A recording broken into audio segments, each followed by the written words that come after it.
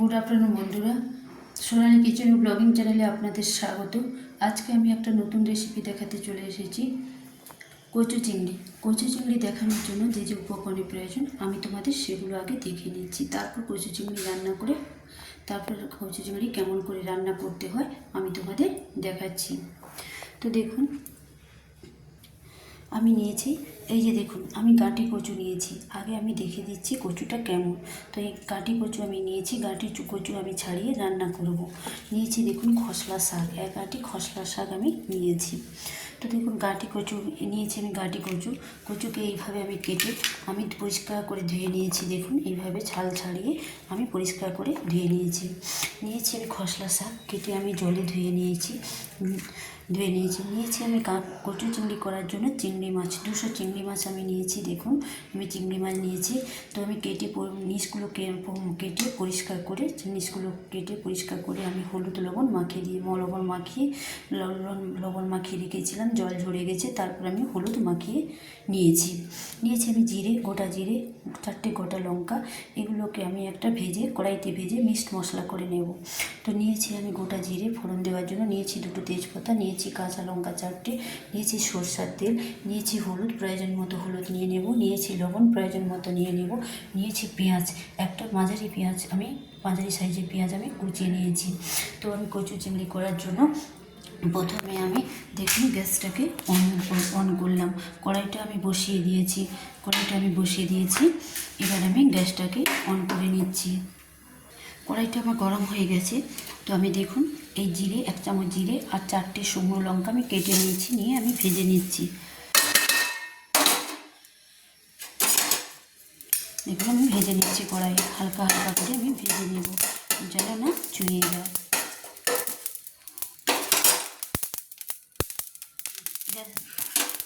জিরে আর শুকনো লঙ্কা আমার ভাজা হয়ে গেছে, আমি নামিয়ে নিচ্ছি। দেখুন জিরে আর শুকনো লঙ্কা আমি ভেজে একটা বাটিয়ে নিয়েছি। এটাকে আমি শিলপুতাতে গুঁড়িয়ে নেব এবারে মশলা করার জন্য, কচু চিংড়িতে দেওয়ার জন্য। তো এবার আমি কড়াইটা আমি আবার অন করে দিচ্ছি। দিয়ে দেখুন আমি প্রয়োজন মতো লবণ দিয়ে দিচ্ছি।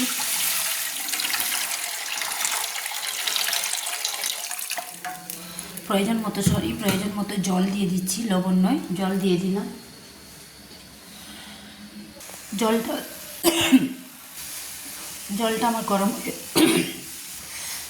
আমার গরম হয়ে গেছে।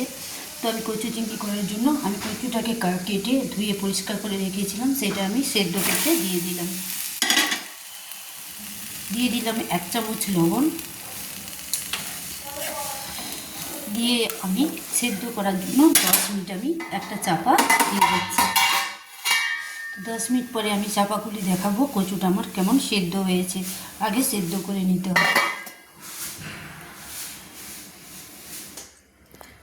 আমি গোটা জিরা আর শুকনো লঙ্কা, আমি 4টে শুকনো লঙ্কা আমি ভেজেছিলাম, সেটাকে আমি শিলপুতাতে গুঁড়ো করে নিয়েছি। এটা একটা সুন্দর মশলা আমি করে নিয়েছি। এটাকে আমি কচু চিংড়িতে দিয়ে দেবো। এটা খুব সেন্ট, এরকম করে দিলে, এরকম জিরা আর লঙ্কা ভেজে গুঁড়ো করে দিলে ওর একটা অপূর্ব সেন্ট এবং স্বাদ আসে, খুব সুন্দর স্বাদ আসে এবং সেন্ট আসে। তো এবার আমি এটাকে গুঁড়া করে নিয়েছি। এবার আমি একটা ঢাকা দিয়ে দিলাম। দেখুন আমি খসলা শাকের এই চেরগুলোকে আমি বাদ দিয়ে দিয়েছি, শুধু নরম খসলা শাক। তো আমি চেরগুলোকে শুধু একটু বাদ দিয়েছি। এই চেরগুলোকে বাদ দিয়ে আমি পুরো ডাঁটা সমেত কেটে আমি ধুয়ে নিয়েছি পরিষ্কার করে। শুধু চেরগুলোকে বাদ দিতে হবে। আর আমি 500 কচু আমি কেটে নিয়েছি, গাঁটি কচু। তো এদিকে দেখি বন্ধুরা কেমন আমার কচুটা সেদ্ধ হলো। আমি 10 মিনিট পর চাপা খুলে দেখছি যে আমার কচুটা কেমন সেদ্ধ হয়েছে।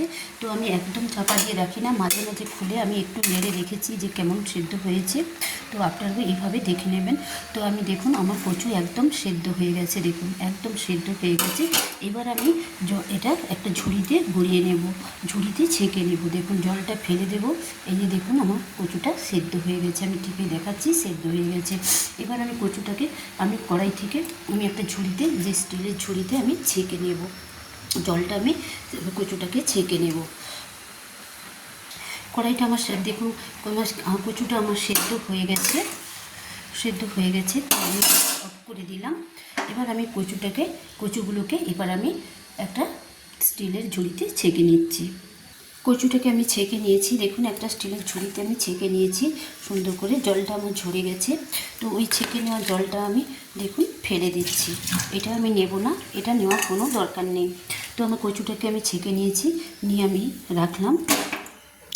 এবার দেখুন আমি কড়াইটাকে ধুয়ে পরিষ্কার করে নিয়েছি, জল দিয়ে ধুয়ে আমি তেল দিয়ে দিলাম। কচু চিংড়ি রান্না করার জন্য আমি সর্ষের তেল দিয়ে দিলাম। প্রথমে আমি চিংড়ি মাছটাকে ভেজে নেব। তেলটা আমার গরম হচ্ছে, তেলটা আমার গরম হয়ে গেছে, তো আমি সর্ষের তেল দিয়েছি। দেখুন তেলটা আমার গরম হয়ে গেছে। তো আমি চিংড়ি মাছগুলোকে 200 চিংড়ি মাছ যে আমি নিয়েছিলাম সেগুলোকে আমি বেছে ধুয়ে পরিষ্কার করে লবণ মাখিয়ে রেখেছিলাম, জল ঝরে যেতে ধুয়ে আমি একটা ঝুড়ির মধ্যে রেখেছিলাম। জল ঝরে যেতে আমি লবণ মাখিয়ে দিয়েছিলাম, তো আমি হলুদও মাখিয়ে দিয়েছি। তো এবার আমি কড়াইতে ছেড়ে দিই। চিংড়ি মাছগুলো প্রথমে আমি ভেজে নিচ্ছি।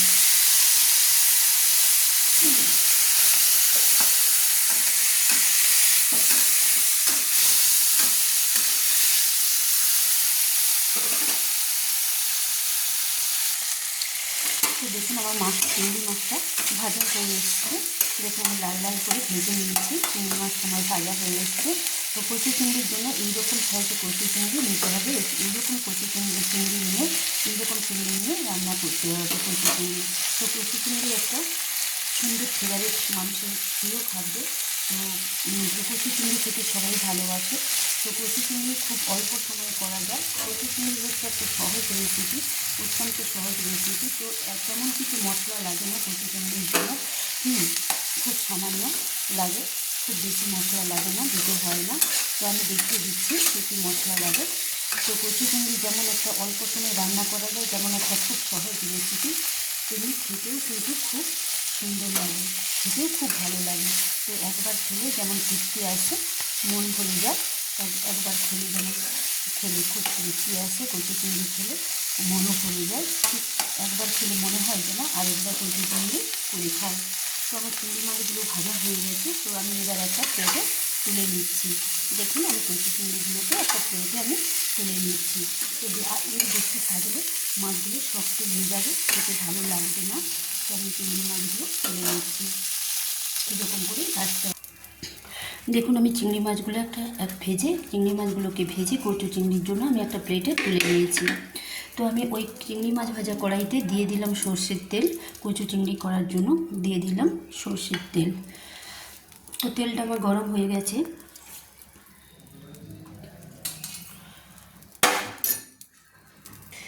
তেলটা আমার গরম হয়ে গেছে, তো ফোড়ন দেওয়ার জন্য দিয়ে দিলাম কালো জিরে, দিয়ে দিলাম দুটো তেজপাতা, দিয়ে দিলাম চিড়ে রাখা 5টা কাঁচা লঙ্কা, দিয়ে দিলাম আমি একটা মাঝারি সাইজের পেঁয়াজ কুচিয়ে রেখেছিলাম, সেটাও দিয়ে দিলাম। কচু চিংড়ির জন্য খুব বেশি মশলা লাগে না, কিন্তু মশলা লাগে না বললেই চলে। একটা অত্যন্ত সহজ রেসিপি, খেতে দুর্দান্ত লাগে। একবার খেয়ে মনে হয় আরেকবার করে খাই। তো দেখুন আমি দিয়ে দিলাম, তো আমার পেঁয়াজগুলো ভাজা হয়ে গেছে, পেঁয়াজ লঙ্কা ভাজা হয়ে গেছে। তো এইভাবে একটু পেঁয়াজকে খুব বেশি লাল লাল করে ভাজা হবে না, একটু হালকা করে নেড়ে নিতে হবে। তো পেঁয়াজটাকে আমি একটু হালকা করে নেড়ে নিয়েছি। তো দিয়ে দিলাম কচুটাকে যে আমি সিদ্ধ করে একটা ঝুড়িতে আমি জল ঢেলে রেখেছিলাম, সেই যে একটা হড়হড়ে জল যে বেরিয়েছিল সেটাকে আমি ফেলে দিয়েছি। তো সেটা না নেওয়াই ভালো, সেটা আমি নিই না, সেটা ফেলে দিলে ভালো, তো ফেলে দিয়েছি। তো এবার আমি দিয়ে দিলাম কচুগুলো, সিদ্ধ করা কচুগুলো দিয়ে ভালো করে নেড়ে নিচ্ছি।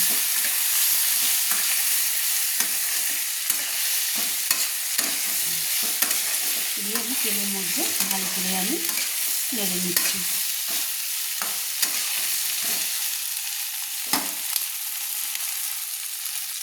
দিয়ে দিলাম দেখুন 1 চামচ হলুদ, 1 চামচ না 1/2 চামচ হলুদ আমি দিলাম, 1 চামচ নয়, 1 চামচ দিলে বেশি হয়ে যাবে, তাই আমি 1/2 চামচ হলুদ আমি দিয়ে দিলাম। দিয়ে আবারও ভালো করে আমি নেড়ে নিচ্ছি, কচুটাকে নেড়ে নিচ্ছি, কচু চিংড়ি করার জন্য আমি ভালো করে নেড়ে নিচ্ছি।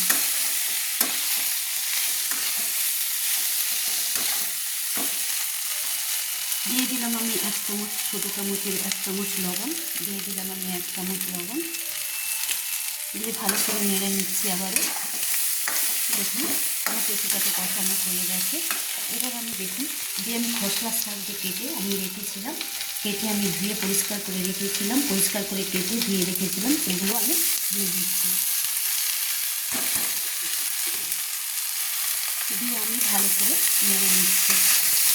তো খসলা শাক 1 বাটির মধ্যে আমি হাফ বাটি নিয়েছি, শুধু তেলগুলো বাদ দিয়ে নরম খসলা শাক নিতে হবে।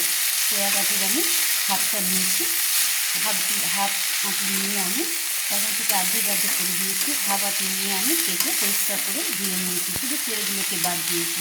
তো খসলা শাক দিয়ে কচু চিংড়ি হয়, অন্য কোনো শাক দিয়ে কচু চিংড়ি হয় না। দিয়ে ভালো করে আমি নেড়ে নিচ্ছি। দেখুন আমার নাড়া হয়ে গেছে, শাক আর কচু আমার একসঙ্গে নাড়া হয়ে গেছে। এবার আমি জল ঢেলে দেবো। হ্যাঁ, কচু চিংড়ি রেসিপি কমপ্লিট করার জন্য, কচু চিংড়ি রান্না কমপ্লিট করার জন্য তো আমি প্রয়োজন মতো জল করে দিচ্ছি।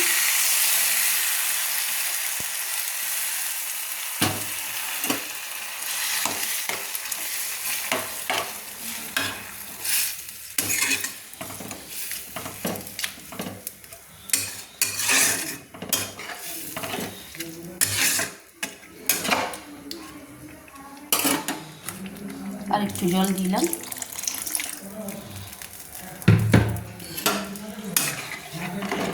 তো আমার জল দেওয়া হয়ে গেছে প্রয়োজন মতো। তো আপনারা প্রয়োজন মতো কচু চিংড়িতে জল দেবেন, যেমন জলের প্রয়োজন।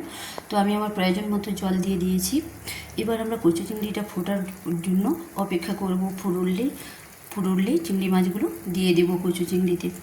তো আমি ফোটার জন্য 5 মিনিট আমি অপেক্ষা করছি।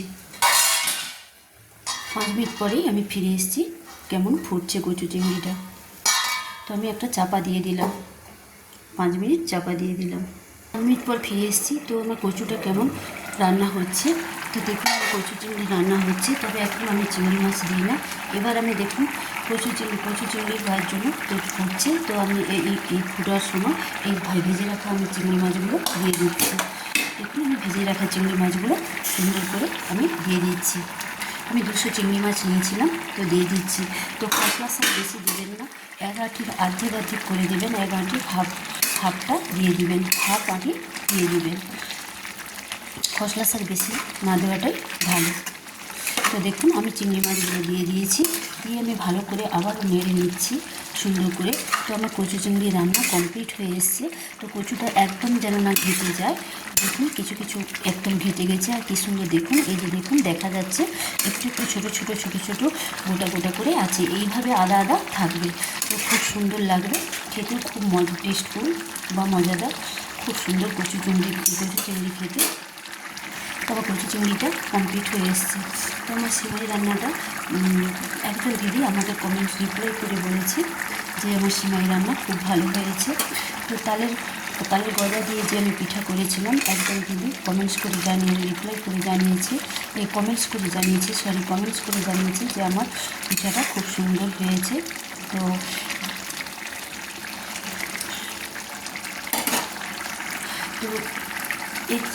একজন দাদা জানিয়েছে যে আমি যে চিকেন চাউমিন করেছিলাম, বলেছে খুব সুন্দর হয়েছে তো রান্না। তো আমার রান্নাগুলো খুব সুন্দর হয়েছে। তো আপনারা সবাই আমার রান্নার ভিডিও দেখুন। তো আমাকে কমেন্টস করে এইভাবে জানাবেন যে আমার রান্না কেমন হয়েছে। তো নতুন বন্ধুদের বলছি, তো আপনারা কমেন্টস করে আর সাবস্ক্রাইব করে কমেন্টস করে জানাবেন যে আমার রান্না কেমন হয়েছে।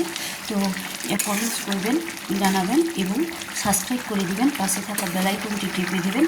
তাহলে কী হয়, আমার পরবর্তী রান্নার যে নোটিফিকেশানগুলো তাড়াতাড়ি আপনাদের কাছে পৌঁছে যাবে। নতুন রান্নার রেসিপিগুলো আপনাদের কাছে পৌঁছে যাবে। তো দেখুন আমার কচু চিংড়ি রান্না আমার একদম কমপ্লিট হয়ে এসছে। দেখুন কী সুন্দর কচু চিংড়ি। তো আমার লবণ কম হয়ে গেছে, তো আমি 1 চামচ লবণ আমি দিয়ে দিলাম। দেখুন আমার লবণ কম হয়ে গিয়েছিলো, 1 চামচ লবণ আমি দিয়ে দিলাম। আগে আমি দিয়ে রেখেছিলাম, তো আমার কম হয়েছিল, তো আমি দিয়ে দিলাম। আবারও আমি দেখুন ভালো করে রান্না করে নিচ্ছি। স্বাদটা টেস্টফুল হওয়ার জন্য, স্বাদটা ভালো হওয়ার জন্য একটু অল্প চিনি দিয়ে দিলাম, সামান্য স্লাইড একটু দিয়ে দিলাম। তো এটা অপশনাল, আপনারা দিতেও পারেন, নাও দিতে পারেন। চিনি না পছন্দ করলে একটু জাস্ট টেস্টফুল হওয়ার জন্য, না যদি পছন্দ করে থাকেন নাও দিতে পারেন। আমি এটা দিলাম অপশনাল চিনিটা। তো আমার রান্না একদম, দেখুন কচু চিংড়ি রান্না আমার একদম কমপ্লিট হয়ে এসছে। দেখুন এতে তেল খুব কম লাগে। দেখুন এইটার আমি 1 বাটি তেল নিয়েছিলাম, তাতেও তেল বেড়ে গেছে। তো কচু চিংড়িতে খুব অল্প পরিমাণ তেল লাগে, খুব অল্প মশলাও লাগে না বলতে গেলেই চলে। তো যেটা লাগে খুব সামান্য। তো দেখুন এতে আমি কিছু লঙ্কা গুঁড়ি দিই না, লঙ্কা গুঁড়ি দেবেন না। তবে জলটা উষ্ণ গরম জল দিলে ভালো হয়, জলটা উষ্ণ গরম জল দিলে ভালো হয়, ঠান্ডা জলটা না দিয়ে জলটা যে ব্যবহার করা হয়। তো দেখুন আমার কচু চিংড়ি একদম কমপ্লিট হয়েছে। তো আপনাদের আমি দেখাচ্ছি, দেখুন এবার আমি গ্যাস অফ করে দেবো। দেখুন আমার কচু চিংড়িটা কী সুন্দর হয়ে গেছে। তো এইভাবে কচু চিংড়িটা রেখে দিতে হবে, একদম মানে একদম মাট করে রাখা হবে না, তাহলে কি হয় একদম বসে যাবে, খাওয়ার সময় এটা একদম বসে যাবে। তো এইভাবে রেখে দিলে তো খাওয়ার সময় খুব সুন্দর খেতে, খুব মানে কচু চিংড়ি খাওয়ার সময় ঠিকঠাক থাকবে। কচু চিংড়ি রান্না যেমন অল্প সময়ে একটা চটজলদি রেসিপি, কচু চিংড়ি যেমন একটা অল্প সময়ে রান্না করা যায়, ঠিক তেমনি খেতেও খুব সুস্বাদু, খেলে মন ভরে যায়, একদম তৃপ্তি আসে, মনে হয় আরও করে খাই, বারবার করে খাই।